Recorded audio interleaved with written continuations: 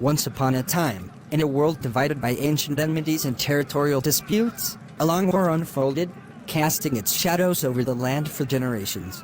The conflict had its roots deeply embedded in the histories of the warring factions, where grievances and vendettas were passed down like a torch through the ages. The two primary kingdoms, Eldoria and Valeria, had been locked in a bitter struggle for supremacy for as long as anyone could remember. The causes of the conflict were blurred by time, with each side harboring narratives of past wrongs and injustices. The war had become more than just a territorial dispute. It had grown into a symbol of pride, identity, and the unrelenting pursuit of victory. Countless battles were fought, and the landscape bore the scars of a perpetual conflict. Villages were reduced to rubble, once fertile fields lay fallow, and forests were stripped bare. The war had not only claimed the lives of soldiers, but had also extinguished the hopes and dreams of countless civilians caught in the crossfire. Generations came and went, and with each passing year, the war evolved. The initial reasons for the conflict had become secondary to the sheer momentum of perpetual hostility. Both kingdoms invested heavily in military technology, strategies, and alliances. The war was sustained not only by the desire to win but also by fear of the consequences should one side relent and the other triumph.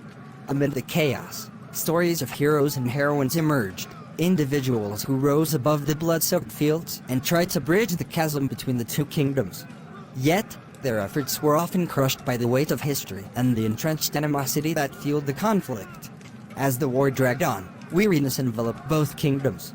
The toll it took on the people, the economies, and the very fabric of society became increasingly apparent.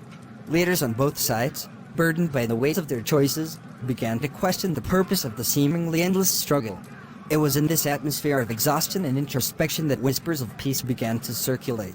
Secret negotiations took place, hidden from the prying eyes of the war machine. Leaders, weary of the devastation wrought by the conflict, sought common ground. The war did not end abruptly, nor did it end in complete victory for one side. Instead, a tentative peace was brokered, and the kingdoms reluctantly agreed to cease hostilities. The scars of war remained, both on the land and in the hearts of the people. The path to reconciliation was long and arduous. Trust needed to be rebuilt, wounds healed, and a new understanding forged between former enemies. It was a difficult process, but slowly, the seeds of peace began to take root. The long war, once etched into the very soul of the land, became a cautionary tale for future generations. As the scars faded and the memories of the conflict grew distant, the people vowed never to forget the lessons learned from the era of perpetual war. And so, the world began the slow journey towards rebuilding, hoping that the mistakes of the past would not be repeated, and that a lasting peace would prevail. In the aftermath of the long war, a weary peace settled over Eldoria and Valeria. Borders were redrawn, and the once formidable armies withdrew to their respective territories. The process of reconstruction was slow, with communities grappling to rebuild what had been lost. Scarred landscapes were nurtured back to life, and the resilience of the people became a beacon of hope. The tentative peace was fragile, and old prejudices still lingered. Generations raised on tales of the enemy found it difficult to erase the deep-seated animosity. However, leaders on both sides understood the importance of fostering understanding and unity. They initiated cultural exchange programs, encouraging citizens to interact, share stories, and appreciate the common threads that bound them together. Over time, as trade routes reopened and economies started to recover, the seeds of reconciliation took root. Shared hardships during the war became a common ground for empathy, and bridges were built between the two kingdoms. Educational initiatives promoted a nuanced understanding of history, acknowledging the wrongs committed by both sides.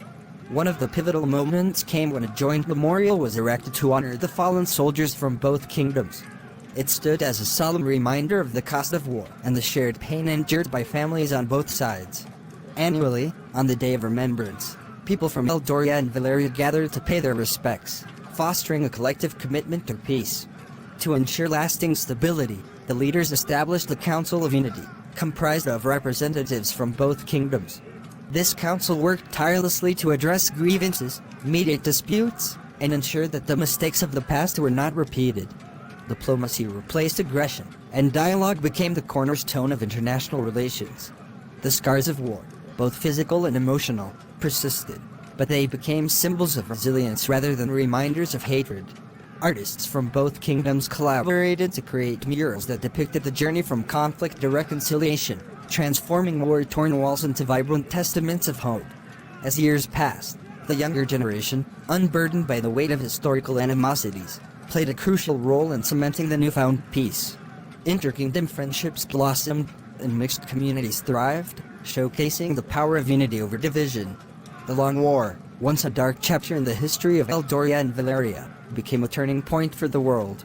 It served as a cautionary tale, illustrating the destructive nature of unchecked hostility and the transformative potential of forgiveness and understanding. The tale of the Long War was passed down through generations, a reminder that even the deepest wounds could heal if people were willing to work together and embrace the common humanity that bound them together.